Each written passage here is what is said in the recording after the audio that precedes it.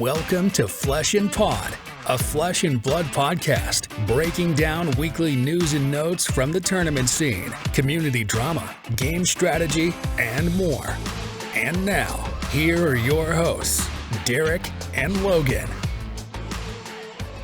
Hello, and welcome to episode 117 of Flesh and Pod. We have, I was going to take a break at 104, and now we've hit the quarter post of another year of, straight episodes. Yeah. How much do I hate myself on a scale of 1 to 10? What do you think? I don't think you hate yourself at all. I think that you making time, making some space in your life for the things that you love is actually really healthy. So, wow. I'm proud of you. You've been losing at therapy recently, huh? No, not at all. This is to set you up. See, this is the compliment sandwich, if you will. So I start with a compliment before I tell you. You're going to hit me with the baloney in a minute. Yeah. That I did not attend my RTN this week because I had like a really horrible migraine for like almost a straight full 48 hours. It was bothering me all day Saturday. I went to bed super early, hoping that I could like sleep it off in time for Sunday. And then I slept through my alarm, woke up still with the headache. And I woke up to my wife saying like, "Hey, weren't you going to an event today?" Oops. And this was like an hour and a half past the start time of said event. So I did not attend, but I will end this compliment sandwich by saying the person who did attend and won was none other than avid listener Ben, my fellow Guardian friend. That's However, good. Wasn't playing Guardian. He was not on Guardian. He got some Living Legends points for none other than Max the Hype Nitro. Oh, so he's the guy. So he's the one who, when I say that I have a local that messes around with Max, it's him. And he pulled it off. He won the RTN with Max, got himself some Living Legends points and a nice gold foil to show for it. So congratulations, Ben. I'm proud of you. I think he's the only one that has Max on the board. I believe that because unless somebody else this weekend also did it sooner or something, I believe he is it. He is the first. Yeah. It is 4 points. So Ben is responsible for all of Max the Hype Nitro's Living Legend points. When I was doing the show notes, because we were going to record yesterday, but said migraine was happening, I had in the show notes that that Max was on the list of 0 point getters, but the points updated today. So I just revamped the list. I'm like, oh, Max came off the list. Okay, that's sweet. Max came off and Victor came off. Or Olympia came off. Olympia came off in a big way. But I was like, oh, well, that's cool. But now that I know it's Ben, that's even better. So yeah, congrats. That's the good shit right there. I like it. Did you at least go to your armory? No, I couldn't attend my armory because I was working. I had servers that were so you did fuck all. On fire. Yeah, no, this was not a great week for me up until today. So today I'm feeling much better. I even got a workout in. Oh, wow. So like my legs are angry at me, but the rest of me feels relatively good. So I played a round of golf. It's February 26th in Iowa when we're recording this. And when we were talking about this before we started recording, and it was like, I played a round of golf today. And it wasn't a struggle bus. You're forcing your way through it at 45 degrees or 40 degrees where, you're having to kind of hammer your tee into the ground golf.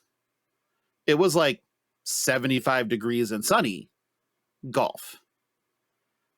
That's not normal. And then it's supposed to be like 12 on Wednesday. So my body's in for it. I'm fucked either way. It's fine. I'm just used to this shit. I did play Flesh and Blood because reasons. I played my armory on Thursday, which was CC, but I just played KO because I just wanted to see. Rolling ones on scab skins is bad. Didn't know if you knew. Yeah, turns out. But then when I played in the RTN on Saturday, I took Kasai, made it into top 8 as the 7th seed, and then played into Uzuri. And I think I made a couple of mistakes that game because I just wasn't. He was playing Rainbow Shred, which caught me off guard. And a lot of them run either rainbow or an 8. Like if they're on the blue light Right. version, they'll run like 2 of the blue, but they'll run 3 yellow, 3 red. Like that's the Sam Dando special. Yep. And then was running the one that really got me good was running Scale Peeler in the list because Ooh, it yeah. just shut down my Dynamo completely. You Like- know, if you expect a lot of warriors, it's solid. Yeah, that probably alone caught, the Scale Peeler being a card or being a part of his equipment suite probably bought him at least 2 turns, if not more. Because normally I get between 7 and 15 value off of Dynamos, just depending on how long the game goes. And I got like 3, which that doesn't play well. And then I got killed by Flick Knives. Because I thought that Red Shred got me good in a blocking situation. And I'm like, yep, that is going to do it. And basically it just was, it was really well played on his part. And I definitely wasn't ready for everything he was doing. My losses on the day were to Decimator Dory because reasons. And I lost to Azalea on a just kind of a weird sequence of events that I won't get into, but we'll talk about it like on After Dark or something at some point in time. But it was a weird sequence of events, and a long story short, a very opportune red in the ledger, and it wound up being enough to make me have to then turn the corner and try to block with all my cards on a non-arsenal turn to live, and then one more dominated attack to kill me.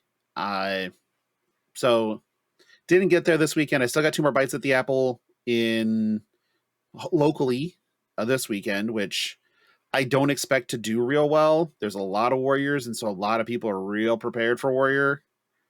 I'm tempted to start learning how to play Kano just on the fly really quick, just to do that. But then there's also 2 really good Prism players, so that's not great either.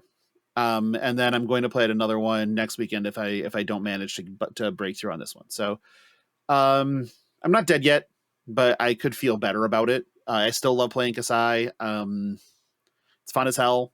There's some really close games. I took fucking 31 damage over the course of 2 turns from a Rhinar. And it was just brutal. And I blocked with every card I could block with. There was one of the sequences where he intimidated 3 cards out of my hand, and the only card he left over was Gorganian Tome, and I'm like, great. Okay. Gorganian. And he was playing Talk a Big Game, and he said when he played Talk a Big Game, he goes, I'll say 11. And I'm like, fucking how many? He's like 11. I'm like, okay. He's like barraging. So 2 intimidates for a 5 and a 5 and a 4 barraging, alpha rampage, intimidate for 18. I'm like, that 11's gonna happen. And so now there are 11 might tokens for his next turn, which was a blood rush turn. And I sat there going, I'm at 3. And he's at 34, so I got to basically do 34 unanswered points because I can't go to 2. Yeah. So I did 34 unanswered. It was really difficult, but Jesus Christ, is that a lot of damage. And then I played it into a KO, which was again a super just tight matchup. I had to go to sub 2 because otherwise, like, I'm not doing anything, and then I'm just going to die anyway. And he had discarded one of his recklesses, he wasn't through his pitch stack yet. He doesn't go as fast as we do to get through. And I hadn't seen the top of mine yet, so there's no way he was close to his. So I'm like, okay, as long as he's not playing 3 recklesses, which they usually aren't, I'm probably safe, but fingers crossed. And then I played against a Bravo, and I did very, very bad things to that Bravo. Clark prepared me for for that matchup very well, and they let me hit a few times and make gold tokens, and the sellswords came out to play, and I think my opponent took 15 off sellswords, blocked them 3 times, and then had to attack them with an Anothos 4 times. So do the math on the amount of damage that those sellswords were worth. Yeah. It's a ton. And so that's why I won't take Raise the Army out of the deck. Most Kasai decks aren't playing it. And I'm like... that blows my mind. Just in that matchup alone. Like worst case scenario, like the floor is it's a yellow 3 block, right? But the ceiling is it just auto wins you certain matchups. Bravo is one of them. Like if you can get off multiple sellswords, like 2 to 3, then you have put them so far behind. Right. I mean, unless they've already got temp on you and they can ignore them, right? Yeah, like that's the gut call, but yeah. Nope. The card just sits there and puts in work. And if we're going to see more, like Victor, like I said, Victor had a very good weekend. So if we're going to see more Guardians start to bubble up again, that card is just so good into Guardian. It just shuts the game down. And they have to either deal with these things or they're staring down the barrel of an extra 6 a turn. And that's a lot. That's really hard. But yes, I overall I was happy with my play. I had a couple of rough spots. Like I said, I think in Missouri I made a couple of mistakes, or at least one mistake that may have turned the game. I can't quite remember the sequence enough because I was also very tired. I drove 4.5 hours to go play in that RTN. And then for deck checks between round 5 and the top 8, was, there was one judge and it's somebody that I really adore and she does a great job. So no ill will there at all, but it took about an hour-ish to do all the deck checks and such. And in that hour, I just started wearing out. I was like, man, this is going to be a slog. But that's, obviously no excuse. It's my opponent was prepared for the matchup. He played it fantastically. And he put me in a position for me to make mistakes, which is what you want to do. And I don't know if I made them or not. That's how good that was. So I think I did, but I can't identify where, for sure. But like I said, I'm not too upset by any of that. I would have liked to have gotten that one last win, but I still get 2 more shots at it. What stood out to me this weekend? Kano did not do great. Shocking. People remembered their arcane barrier. And Prism is Prism. So that kind of happened a little bit. So there was a little bit of a forgot about Dre situation in week 1 where Kano was atop the leaderboard. And I think a lot of that was just, like I said, people left AB at home. I played AB 0. So I definitely did it. I put AB 1 in the deck this time and played against 0 decks that had arcane barrier and would have loved the card I took out to put AB 1 in literally every matchup I played. But those are the breaks, right? So I'm just going to go back to it and say, yeah, fuck it, AB 0 again, and then probably play against, Dromize. Shit. Okay, well, that would have been nice. Then I noticed that Dash has been still doing pretty well. And I think that part of me believes a lot of that is player quality. But on the same token, like, Dash is just pretty strong. Again, into the Kano matchups, it's pretty strong. Can present a ton of damage and can also play a slow game if it needs to. So it just has a lot of versatility. So I think that's why Dash is good and is performing well. And then Dromai is still kind of on the boogie woman list for the format and is still doing okay. So with our Living Legend update, we have Fi still at the top of the leaderboard at 776, but has got barely any points this season. Dash is up to 742, so like big glow up for Dash from some of these events. And then Dromai is the other one that's crossed 700 and is now at 704. So we're starting to push the envelope on some of these heroes, and then that's when like all these nationals that are going to start happening come into play. Or we still have ProQuest season coming up in April that could start pushing some of these heroes over the top too. So we're going to have a lot of movement coming pretty quickly. And we have Pro Tour LA too, like in March. Yeah. So there's a Pro Tour in there that could easily knock out one of these heroes just in one shot. So it's going to be really interesting to see another meta shakeup ahead of something we'll talk about shortly that we both probably are wishing we could go to. And I know I can't. I'm gonna, I don't know, sell a kidney. Mine aren't good enough to sell. That's the problem. Like I was trying to explain to my wife why this is like the ideal event. It like checks all the boxes. Yeah, it really does. So like, I do want to go ahead and make sure we talk about the Azalea Memorial Club, which is the 0 Point Club, which is now just Betsy and Tekla Lawson are the 2 0 Point CC heroes currently. So if somebody can do some work and get one of those on the board or one or both of those on the board, that'd be great for them. Otherwise, rest in pepperonis for those two. Now let's get to the business that we were just at hand. Japan.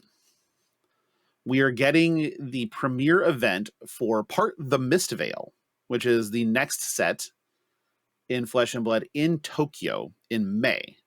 Now, I want to be crystal clear here. This is fucking awesome. Like, this is gas. My only critique is I really needed to know about this in like December. Like, we are on a real quick turnaround for a lot of people in the States to be able to make this. But the other side of the coin for me is we don't fucking matter. This is for Japan. Right. And this is not about, trying to necessarily make it so that players abroad can make it. This is a celebration of Japan becoming a hotbed for Flesh and Blood. And so it's taken a lot for me to just like sit down and just realize that this isn't for me.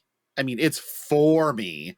I would fucking love this. Yeah, I think you're kind of hitting on the head exactly what I was thinking, which is this is an event that, like, if I was drawing it up on a, plan of any sort or whatever, like I said, it checks all the boxes. So it feels like it's for me, but it's also not at all for me. Nope. Right? Like, it's supposed to be the coming out party for the region. And so if you're not in the region, like, if you can make it, great, but if not, it wasn't like that wasn't the target audience. You know what I mean? So yeah, I still really want to try to sell a kidney. It's like really close to my birthday, and yeah, I've never been to Japan. The new set, like, of course, means it's going to be a limited event. Yep. Right. So yep, like sure that's is. the pull. Like, just. I mean, I would have to I'd have to hire a divorce lawyer. That'd be step one. Because that would be that would just be part and parcel. Is that's just the end of my marriage. Because I couldn't afford, like, especially on this short of notice, to take both of us. And but God, I want to go. But that's the other part, though. Is I'm like on the fence there. Like, assuming I could afford it, which is obviously the biggest barrier. I don't. But I'd want to be in Tokyo for like 10 days. My wife would go to Japan with me, but it is very low on like her list of places. Like, it is a top 3 place for me to visit that I have not yet visited. And for her, it's probably more like top 20. Like, she wants to see it, but it's low on her list. So like, I think I could get away with just solo going to the event and not getting in trouble there. Yeah. The problem is just the cost. Yeah, with Holly, it's top 1. Yeah. So top 1, and number 2 is not remotely close to 1. So yeah, I would have to be there for, like I said, 10 days probably. And that's fair. That would cross Amsterdam off the map, which I've already planned. And then probably more than that later in the year that I'm just moving to do this. and then what feels like super short notice. So hopefully next year, I mean, not hopefully, next year they will do another event in Japan. And that time I will just make sure I go. But this is so cool because it's part the Mistveil Limited. They're doing your day one seal pool. For the calling, you can choose either English or Japanese boosters, which again, super cool. And then for the top 8 draft, for the day 2 and top 8 drafts, it's all Japanese boosters. So if you don't speak Japanese, you better memorize the fucking art and what the cards do. Or you may be in for a very long day 2. But again, more to that point, this isn't for us. This is for the Japanese market who has been guerrilla growing Flesh and Blood over there for the better part of a year. And now they're getting their first official support. So honestly, I'm not mad at it at all. I mean, I would take you in my day 1 cards in Japanese. I probably would too, honestly. I would just full stop. Yep. And I keep saying, as soon as we get the history pack where it's like the black label and I can get my Marvel Japanese Uzuri, like we're selling the soul. I mean, what's left of it. But this is just, I'm so happy for Flesh and Blood. I'm so happy for, the Japanese market, who have been doing so much work in growing the game there without events, just on the hope that, Flesh and Blood and LSS would see that market and want to go there, which is, I mean, obviously it's like the cradle of TCGs. Of course, they're going to want to be in that market and want to be and have that player base and that, like, how passionate the Japanese people are about games. They definitely want to be in that market. Don't get me wrong, but at the same time, like your content creators and your tournament organizers and your people over there have been doing a great job of just making sure that they did a grassroots effort to make sure the game was already growing, and it just made it a lot easier. You're hovering. Yeah. Why are you hovering? I'm not hovering. You're hovering. I hate when you hover. What am I hovering over? I can see your cursor in the show notes, and I'm always concerned because that's usually when you start changing shit. I don't even. I have it open, but I am not. Like I was pulling something else up because I was preparing for our next segment. Okay. I wanted the next bullet point because we don't really do real show notes. The next part of the segment's an easy one. It's part the Mistveil. We know the next set. So lost in the whole hubbub of the fact that there's a calling and a premiere event in Tokyo is that we now have information on the next set. It is part the Mistveil. We're going to Mysteria. Why did I put Mazurtia? That's not a place. I'm going to go ahead and correct that while I'm talking. Or did you do that? I haven't done anything to the note, sir. You say that, and I don't ever think I can believe you.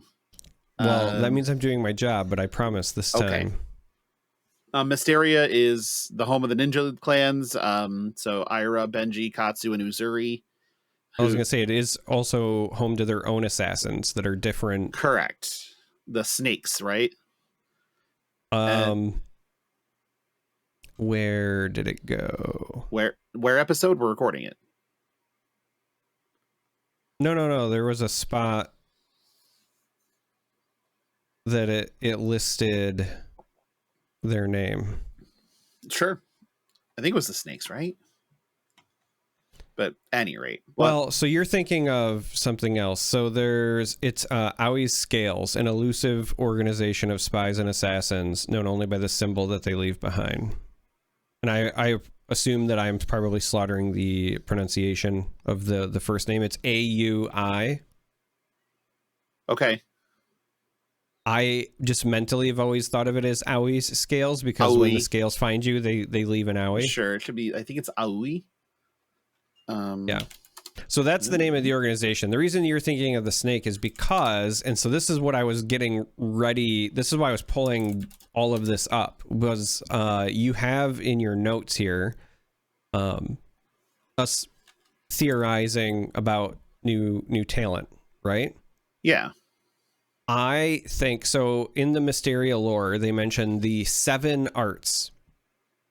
Yes. All right. Yep. So I think it'd be really cool if it's a talent with possible even sub-talents, and it's all related to the 7 arts. So the one that you were thinking of is the Serpent, which is the stealth and the assassination stuff. And that then the word that you're describing for the scales, the AoE scales just means blue. So it's the blue scales, which makes sense because it looks like a very blue set just from the art. Knew that was probably coming because Uprising was a red set, and we're drawing conclusions here, but it seems to think that that's what's coming up. Is that we're going to be in a very blue heavy set with it almost is a lock that we're going to see our Bluesionist. So our blue illusionist is probably coming, but first we still have a new talent that they announced, which I'm going to guess is like Mist or something along those lines. I just want it to be moist. I think a moist talent would be wonderful. So the only reason I would be surprised if it's just like Mist is that really the Mist is like pervasive to the location. Mm-hmm. It's not necessarily that like they do things with the Mist, right? It's the Mistveil because everything is like encompassed in mist when you're there, but I don't know. I could see. I mean, maybe it's just water. Maybe they finally. Sure. I know that the other elements were Aria or whatever, but they, all the Katsu stuff has had water in the art for the longest time anyway. Obviously, mist is water vapor. But that talent is elemental. Sure, but they could just straight up just say water. Sure. Like not elemental water. They could just say water if they wanted, or mist water. They have different kinds of mists. Because it's been confirmed before that every region has its own specific talent. Yeah. Right. I know that. I thought it would be really cool if the way that with Aria we got elemental was the talent, and then we had the sub stuff of like earth, lightning, whatever. I was kind of hoping we would get arts. You just don't want to say ice out loud. Okay. Yeah.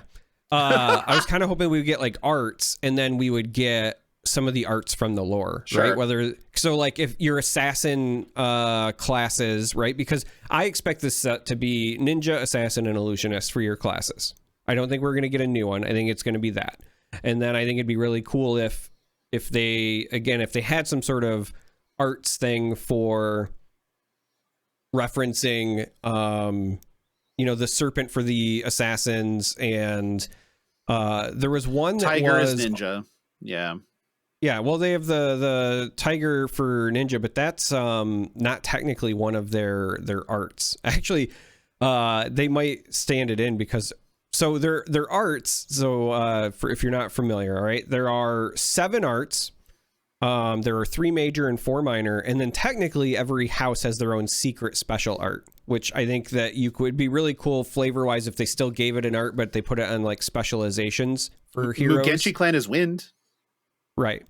So you've got for the major arts, you have signs, hand, and sparrow. And then the minor arts are serpent, earth, stone, and willow. But because they also go on to explain what the arts do, I think that you could still have some crossover the same way that Aria did, where you had like lightning cards that were across 2 classes. Even though you're going to have like illusionist and assassin, you could totally have something where their art crosses in the idea of like concealment, right? Whether it's concealing the truth in the illusionist or concealing you for stealth in the assassin.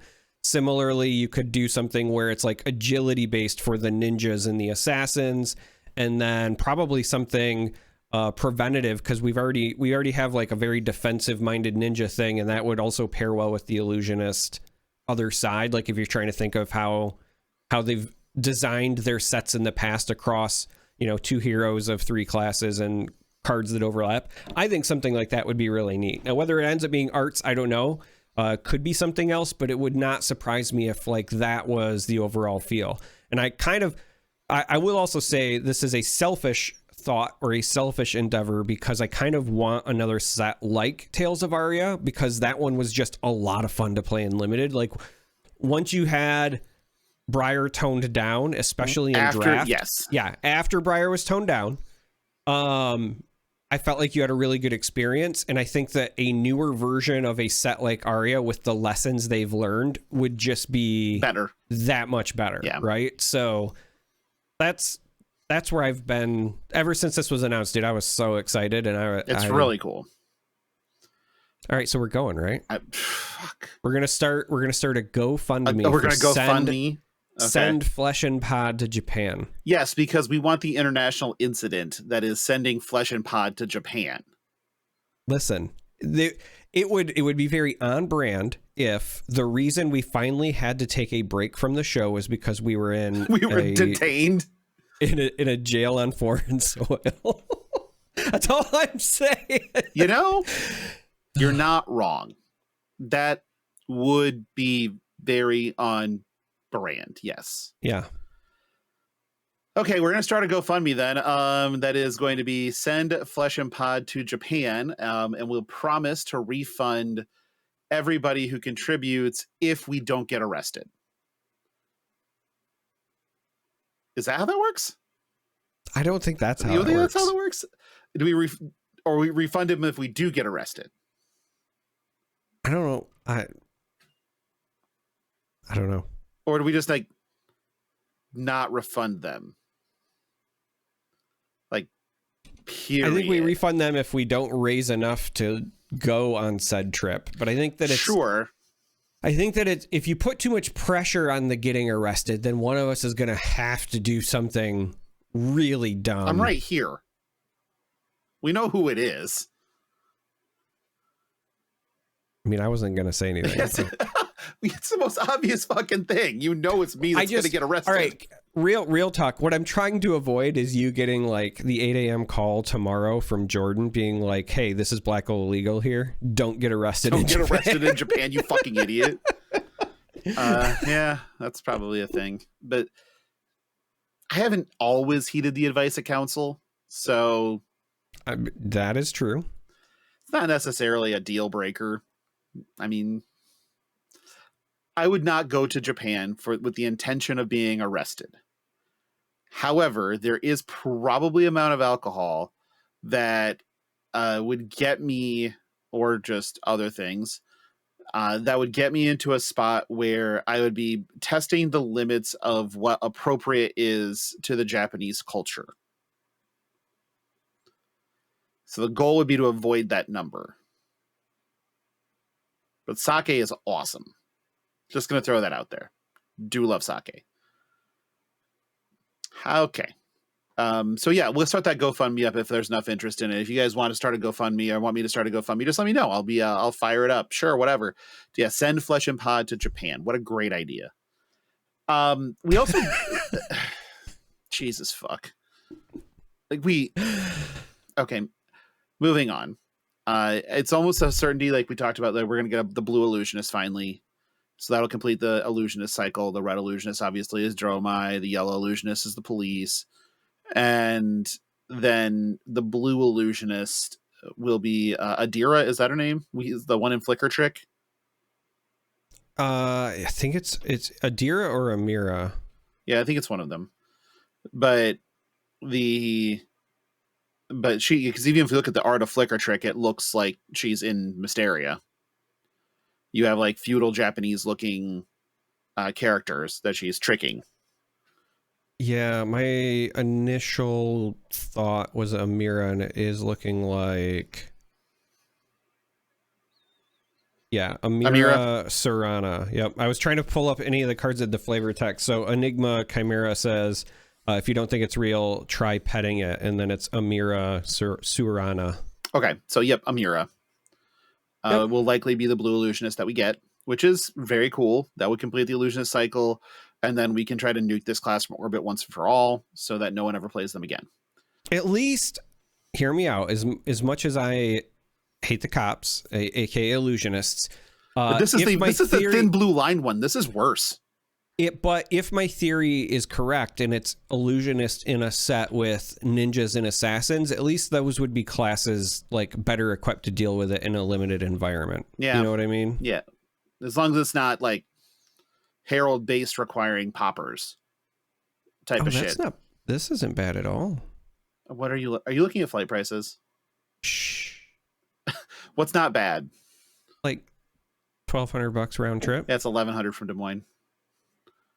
Yeah, but 1188. Yeah, I was rounding. Yeah, that's the first thing I saw is that it wasn't awful, and that was the last thing I needed to see. I haven't even started looking at like with points and stuff yet. That was just like me seeing. It is not even remotely close to a number that would prevent me from going. It's more time and notice, and then you have to take that number and double it effectively. But like I said, I will give it long and hard thought, but it's like a 10%er.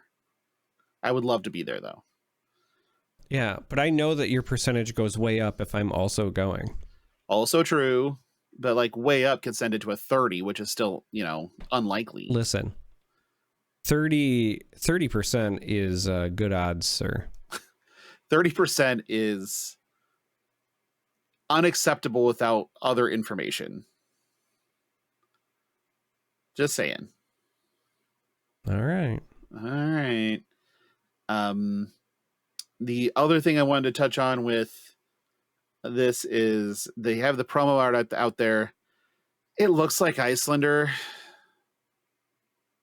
I don't want that. And then like in their little cheeky write-up text that like a poem or whatever they have with it, they reference the waning moon. And LSS loves to be cheeky. Please no. I don't want this anymore. Make the bad lady not hurt us anymore. Okay, but that's the illusion that it's Icelander. Okay. I can accept that. Okay. Man. I really want to go. This is fucking killing me. Maybe that's it. Maybe it's not illusionist. Maybe the other one is wizard. That was a thought. I think that would be the if there wasn't assassin. Well, but so you're talking about the poem, right? Right. So the poem. Well, so hear me out. The poem thing is it says like the tiger stalking its prey, they have waited. All right, tiger, ninja. Like the snake hiding in the murky water, they have waited. All right, assassin. Not only is it the serpent art in the lore, but also it's like mentions hiding. And then the last one, like the waning faces of the moon, they have waited. So it's that last one. It's either wizard or illusionist. I still think it's going to be Amira and like one other. I mean, it could be.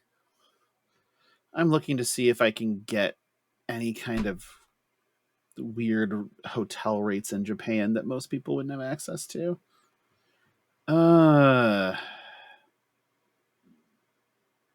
It doesn't look like it. So that's a little bit more encouraging for me not going. I don't know, man. Technically, there's got to be Marriotts that are in Japan, right? Like I'm just gonna go full tilt now. Let's just go full tilt. I mean, if you're talking about in Tokyo, then yeah, there's the Prince Gallery, there's obviously the Ritz and the Tokyo Edition if you want to go high end, but they've got like the Sheraton Myoko, Courtyard Tokyo Ginza Hotel, the AC Hotel Tokyo. So like what dates was this? Like there's in a loft. I stayed in a loft when I was in Kyiv that was fantastic. Yeah, lofts are nice. I like them. There's a Courtyard Tokyo Station, so just a Courtyard Marriott that's very affordable. Wow. Yeah, I'm looking here. Tokyo things in May. Oh yeah, I could easily do any of these. Yeah. Weston, Ginza, yeah, Bulgari. Prince Sakura would be kind of sweet. I don't know. I'd have to sign in to see how much I have, but I know I have Marriott points, so I could do that in my status and see if that kicks us anything too. Just saying. Yeah, Marriott Gold Elite, and so it looks super cheap, like ridiculously cheap. Fuck. And it's not like we need a good hotel. We just need one that's close to the thing, because when we're not at the thing, we would be wandering anyway. Like, we're not going to spend time at the hotel. No. So. GoFundMe.com/fleshandpod. Link will be in the show notes. Send us to Japan and hope there is an international incident, however you want to address this. But back to the lore we were talking about. So yeah, Serpent was mentioned. Tiger was mentioned, right? And then, faces of the faces. Faces of the waning moon. Like the faces of the waning moon, they have waited. Which could reference Illusionist Wizard dual class. Please don't do that to me. That's up there with Earth Brute. That might actually be functionally worse than Earth Brute or Ice Ninja. Which both of those are terrifying. But Illusionist Wizard would be a lot to deal with, and I don't want this. So I agree with you. Let's not. But anything else you want to talk about in Part the Mistveil that we haven't covered? Greg. I love Greg. His called shot is apparently Akuo will be in Part the Mistveil. That's the person from Concealed Blade. Oh, sure. Okay. So as we're talking about, potential assassins and so forth, I know this because he asked for my Arachne list and I sent it to him, and he's been hitting me up nonstop for like notes and tips, and he's been playing it, I guess, to a lot of fun on Talishar, and he just literally, as we were talking, says, called shot, Akuo will be in Part the Mistveil. This came up because I told him I was going to be adding some Concealed Blades to my Arachne list, and so it was just good timing. Good timing, Greg. Now it's on wax. Way to go, Greg. He's not wearing a shirt when he sends that too. Oh, he is totally not wearing anything right now because he's talking about Arachne with me. So that's fair. It's like when we brought up Promo Snatch and Mara's pants were ruined, but that's her fault for wearing fucking pants. That's not on us. I just want to make sure that is clear. Yeah. Moving on, our friends at the Realm are back at it. I love when they do shit. It's great when they do shit. So we have the first Realm Brawl, of the Realm Rumble 50K season, taking place on Saturday, July 20th in Princeton, New Jersey, which is new and different.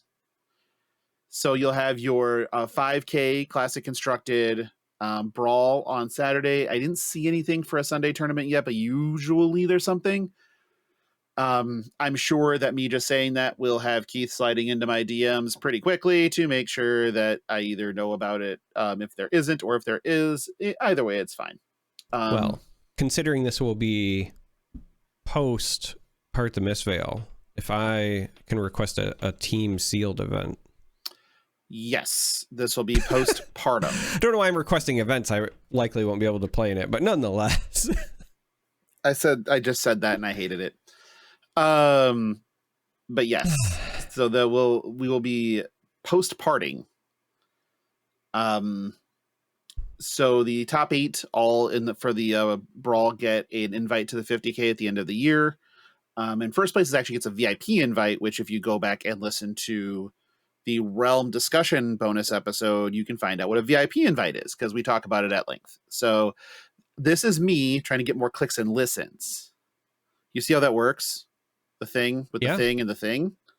Right. There's a whole episode. I'm trying to take notes and learn because I'm very bad at it. I'm just shit at promotion, because I go to tournaments and people are like, oh, you have a podcast, because I have a bag that has the logo on it. Did you see on our YouTube comments from last week when I was like, yeah, I played against this Victor, and then the person's, hey, I guess this is where I remember you from, because when I sat across from him, he even said, like, have I played against you before? Where have I seen you? And I was like, I don't know. Naturally, I didn't say maybe it's the podcast. Maybe it's the show I host. Why would I say that? What? No. Why help? Right.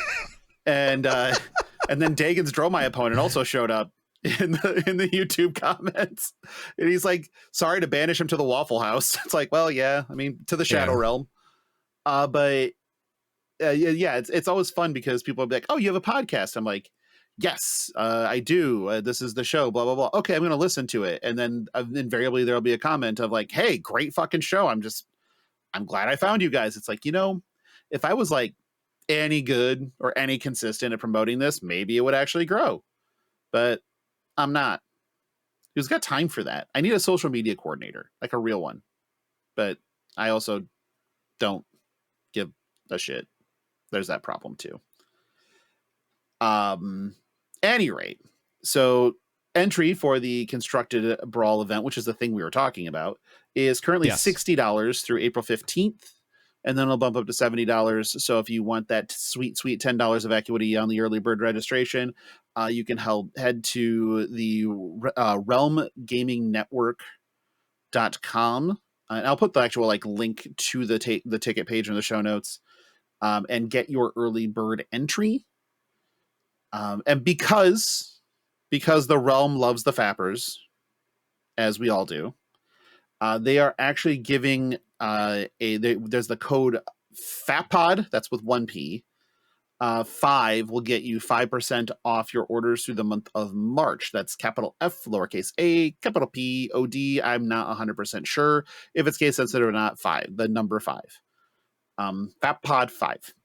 And like I said, 5% of any of your orders at realmgamingnetwork.com through the month of March. Is that that's how you read that? So I read it as FAP, right? Flesh and pod. And then the OD I just assumed was overdose because it's us. And then 5 was the amount of EpiPens / times that we have OD'd had to be brought. Yeah. Yeah. Oh, okay. That works too. I mean, however you need to think of it to remember the code, I guess. I've never overdosed. Unless you count alcohol poisoning. And even then I didn't go to the doctor or anything. Okay, but just because you didn't see a medical professional doesn't mean it didn't happen. All right. Fine. I guess. I mean, I don't have undiagnosed concussions. You do. I mean, there's that one time I had it sticking out of my arm, but I never had it x-rayed, so it doesn't count. Like, what? Listen, just because all of my fingers and toes are crooked from being broken doesn't mean that they were ever broken, because no one ever diagnosed them as broken. Yeah. Okay. This is right up there with the you can't have COVID cases if you don't test. Logan, stop the count, stop Peterson. The count. God damn it. Yeah, you right. Fuck. I don't want to be known as that. This is bullshit. I need a recount. But yes. Again, I don't have undiagnosed concussions. You do. But no, mine were diagnosed. Only 5 of mine were diagnosed. The rest of them weren't. But yes, please go pre-register on the Realms website. It'll be a lot of fun. It always is. It's always a good time. It is right before Amsterdam. It's the week before, I believe. So it'll get you some reps in if you're planning on going to Amsterdam, and it's pretty convenient to fly from the Eastern Seaboard out to Europe. I was just about to say, if you're somebody who's on the West Coast, it might be easier on you to fly to this event and then just stay a couple of extra days and then fly from the East Coast to Amsterdam. Yeah, just make it your stopover. Yeah. It probably would actually be cheaper. Yeah.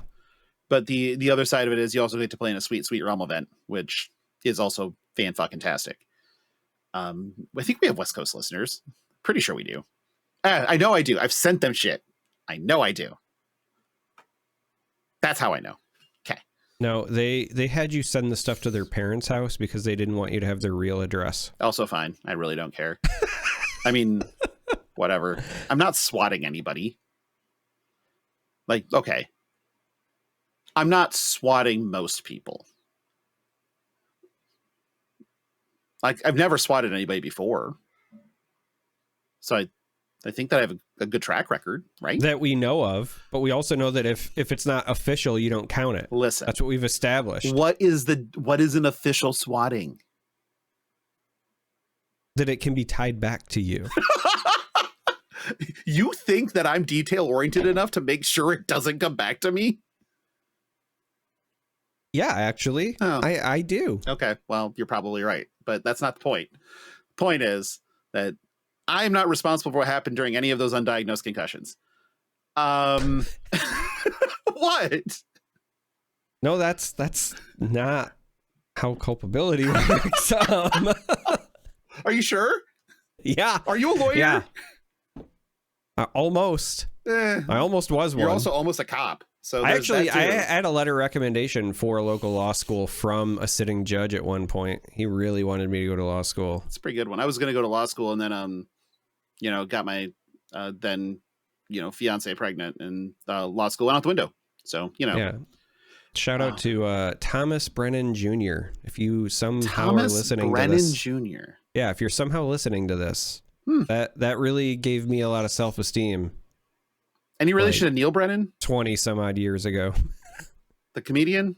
No? No. He was related to another Brennan who founded a law school in Michigan that's now a part of Western because they were independent, and then Western picked them up because they wanted to bolster their law program. Western Michigan is in Kalamazoo, which we're trying to book we're trying to book the best Western in Kalamazoo for a Realm Brawl. Yeah. So it's all full circle. We were trying to. Yeah, it's just really hard. Honestly, like, Keith should look up some venues in Detroit. Detroit? Detroit? Yeah. That's Detroit for the non-lingual people out there. The Canadians only have a couple-hour drive to get to the border, true. So they could come. They can come invade. Great pizza, and if you don't like that, pizza. we can go to Mom's Spaghetti. You can have some. As long as you don't vomit it on your sweater or whatever. Like, all jokes aside, though, that place is actually kind of good. I mean, I buy it. I'd buy that for $1. Another Detroit ref. I'd buy that for $1. Yeah, we can go hang out the RoboCop statue. Yeah. That's also a thing in Detroit. I am going to move on. Would you like to move on to some listener questions? These are high fucking quality, let me tell you. I had to go digging in the bin for these. First one's from Vintox. Welcome back to Asking Questions. Did Charmer pay you for listening to all his bad beat stories? So, a couple of things. No. In fact, it's the exact opposite, because I can assure you, Logan is always the one paying for it. Yeah, I am every single fucking time for at least an hour and usually closer to 2 or 3 every fucking week. I'm paying for it. Yep. So, And truth be told, it's only a bad beat story if you're talking about how unlucky you got, not that you're shit. If you're talking about you being shit, that's not a bad beat story. That's I fucking suck story. Yeah. I take full responsibility for all of my mishaps. Is that culpability? And in some of them, and in some of them, like I said, it was just really good opponents too. Stuff that came down to the wire, and they just found the edge. But that second draft was all me, baby, and it was not good. Shit happens. Like it well and truly does. So no, Charmer does not pay me for those because they are not bad beat stories. However, the rate for bad beat stories still continues for people who started listening late. Jordan and I actually have a pricing menu that we created with Flake. It is $1 a minute, $10 minimum. So if you hit minute 11, it's like, gonna have to stop you there. I'm gonna have to, paint the palm again. And then you can continue. Yeah. You can put in your order for the best friend experience on Only Beats. That's where you can find our pricing menu. We'll do deck ratings. we will send you encouraging messages. I don't even know what to do with this. I want to go get the fucking URL for Only Beats now. And I know that at the minute I Google it, bad shit's going to happen. Yeah, instead you're going to find a guy named Henry, and it's going to be something about Child for Protective fuck's Services. sake. God damn it. I'm not editing this show. Anyway, second question comes from Poxanus, which is what you all are saying at home. I wish a pox on them. I wish a pox on them. Pox on us. Anyway, Poxanus says, what's up with UFOs? Is Hunter S. Thompson your spirit animal? I'm going to take these one by one. What's up with UFOs? I mean, I live in Michigan. We see them all the time here.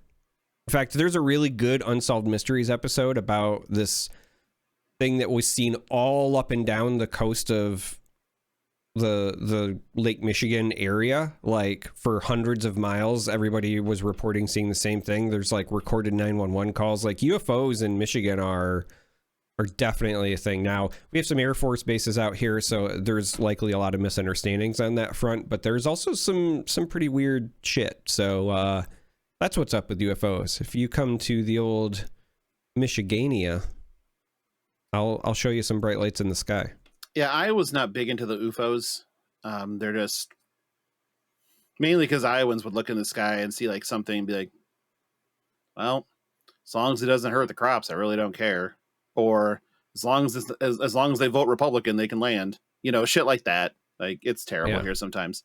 But weird. I thought Iowans were like just anti UFOs in general because they don't like aliens. Isn't that their whole thing? We actually love aliens because that's who works on our farms.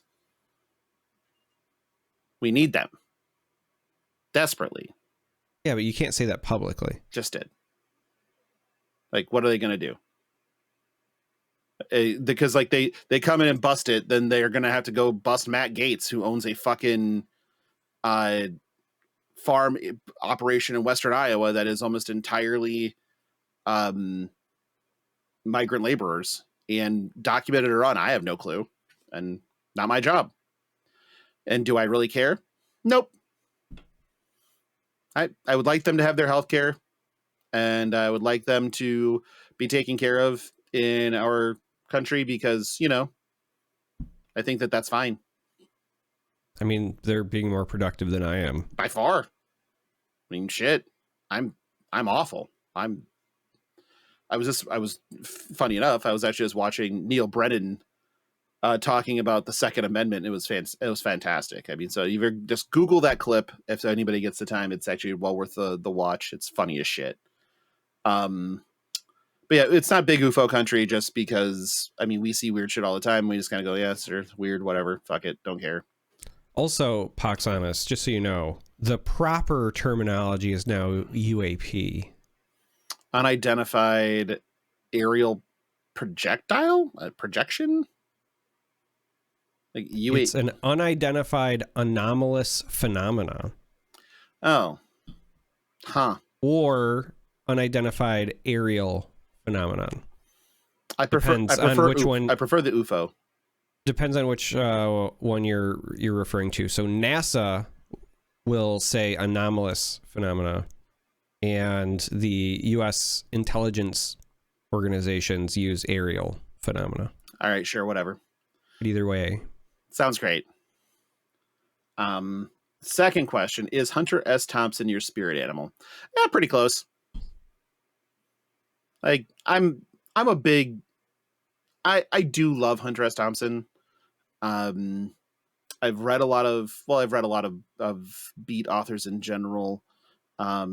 Ginsberg, Burroughs. I wouldn't call Thompson a beat author, but he was kind of in that same, like, not era, but that same sort of vibe in a lot of ways. I don't know if he's widely. I honestly don't know if he's widely considered a beat author. But read most of his work, you know, that he did in Rolling Stone and Playboy. And obviously things like Fear and Loathing in Las Vegas are spectacularly fun. And Transmetropolitan is also one of my favorite comic books because Spider Jerusalem is basically Hunter S. Thompson. So yeah, kind of. If I would have stuck in journalism, I probably would have done things very similar to how Hunter S. Thompson operated. Just kind of not giving a fuck.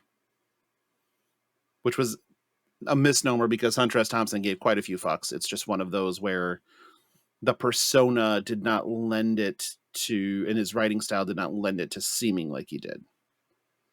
But very... So, Hunter S. Thompson, not my spirit animal. However, Transmetropolitan is my jam. It's fucking great, isn't it? I mean, it's Derek. Right. I mean, the art is your dude, but the art is my guy. So, and the writing is my dude, and about, is based on somebody that I wouldn't say grew up idolizing, but I've always been able to read or read it or watch things based on his work or watch interviews with him and be like, yeah, that dude gets it. Like, yes. So sort of, yeah, I'd say yes. Next one is from Baseline Zombie. I think they've been around a bit. I don't know if they've actually ever asked a question. I'd have to go back in time, and I'm not doing that. But Baseline Zombie why do I find myself turning up the volume for Patreon readouts in anticipation for Lance Good thrust? Well, that's easy. If you don't anticipate the thrust, it could hurt you. It's as simple as that. I mean, there's that, but also, like, let's just be honest. Lance Good thrust is a really good fucking name. It's the best fucking name. It's a good name. Banger. Like, don't even mean the pun on that one. But it's just a banger.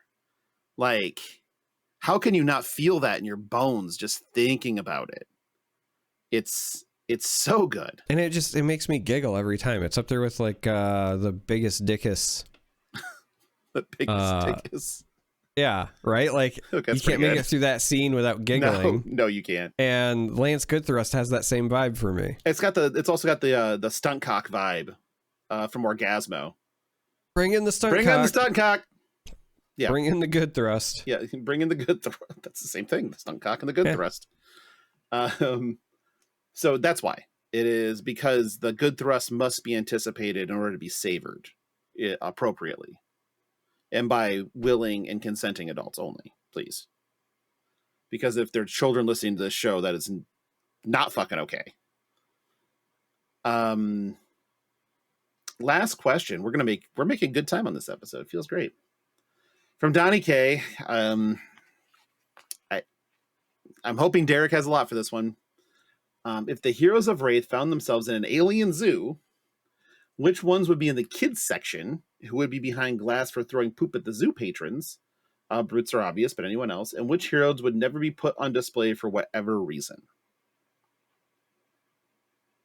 All right. So kids section. So this, if you're wondering what they mean with that, I assume what they mean is like whenever you go to most zoos, there's like this area where they have the equivalent of like a petting zoo within the zoo. Usually here in the States, it's like farmyard themed. So the kids can go in and like walk around with the animals. So it's like your goats and stuff like that. And in that spirit, I feel like Dash belongs there. She kind of just reminds me of like a happy animal that like the kids would be allowed to play with. And like with anything, there's inherent danger. Like even when you let your kid into like the kids section at a zoo, they might get headbutt by a goat. Like that just happens sometimes. There's actually tons of funny videos you can find on the internet of that exact thing happening. But I feel like Dash falls under that category. Oh, Levia goes in the kids section too, right? No, I don't. No? I don't think so. No, I think that Levia is part of that section that just does not go on display for any reason. Also, just for the record, Shiana falls under that category as well, because otherwise she will try to mimic people in the zoo and then get out, right? Like she can't be seen.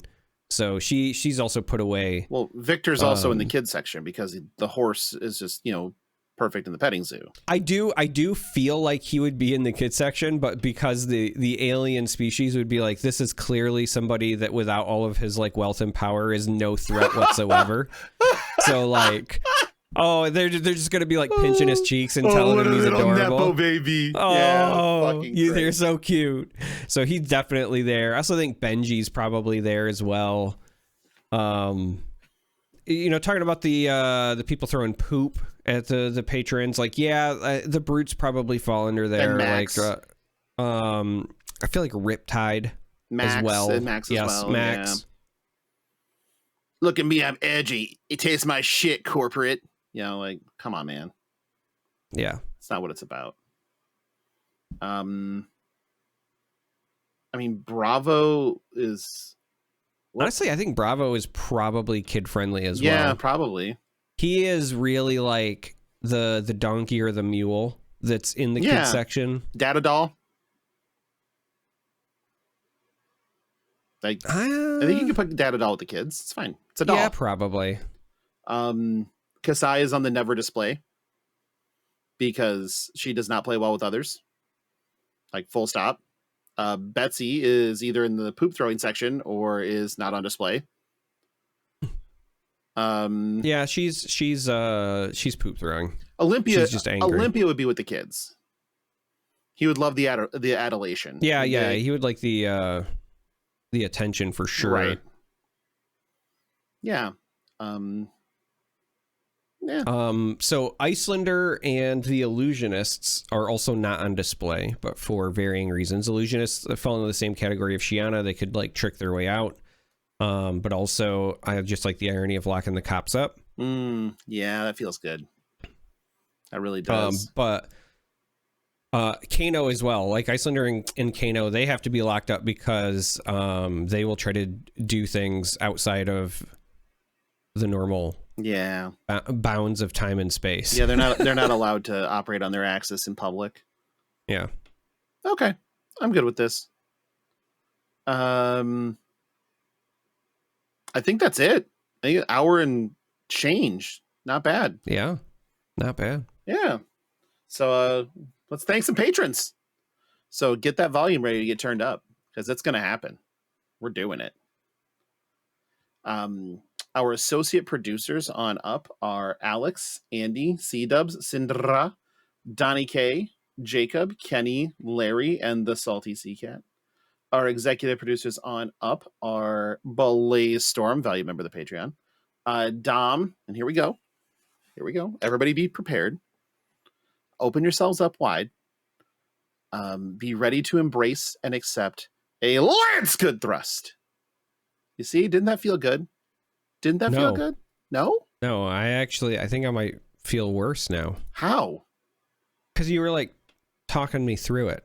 You didn't want to be talked through it? No. You just wanted it to happen? Well, like I feel like it just needs to happen. Like there needs to be some passion with the Lance Good Thrust. Lance Good Thrust, like that? Something like that. Like okay. The first wave felt like anesthesia. You're like, all right, you're gonna feel a little sleepy now. Count back from time. Here comes the Lance Good Thrust. Land the plane. Okay, I get you. We'll sneak up on him next time. Matt Two Tokes, Pucks on us, another valuable member of the Patreon. Papa Mike, Philip, Richard, Taylor, and Trevor. If you're interested in becoming a member of the Patreon, you can go to patreon.com/fleshandpod. Link is in the show notes. 6 tiers of membership. Any paid tier gets you into FAP After Dark. We're gonna have to do one of those here real soon. Maybe like next week. See if people are around. See what happens. Kick the tires on that. And do some silly shit. Yeah, I don't have a whole lot else. If you need to get a hold of the show, you can email us at fleshandpod@gmail.com. You can send us a message on Twitter at fleshpod. You can do the thing that you should do, which is join the Discord. Link is in the show notes, or like and subscribe on YouTube and comment. We respond to those as well, or I do at least. Sometimes Derek does. It just kind of depends. Any of those is totally reasonable. And all those links are in the show notes. Derek, where can they find you? In the Discord. Shocking. And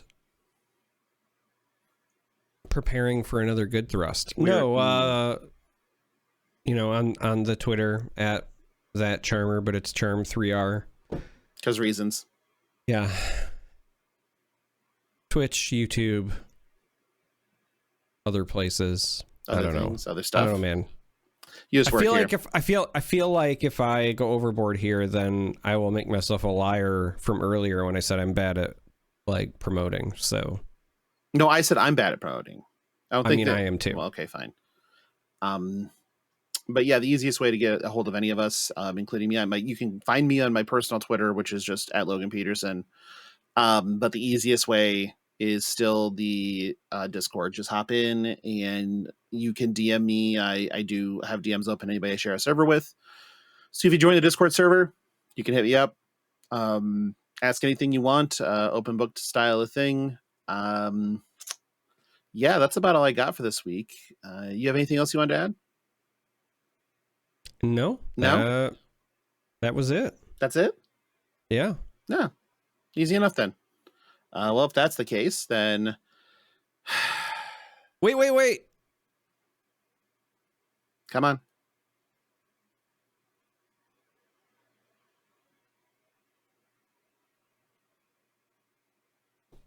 Okay, that's what I thought. The waiting is the hardest part. Yeah. Yeah. All right. You just had to get that anticipation in there. Yep. Patient. So yeah, we'll talk to y'all next week for, I guess, 118 in a row. So y'all are killing me. Bye. Bye.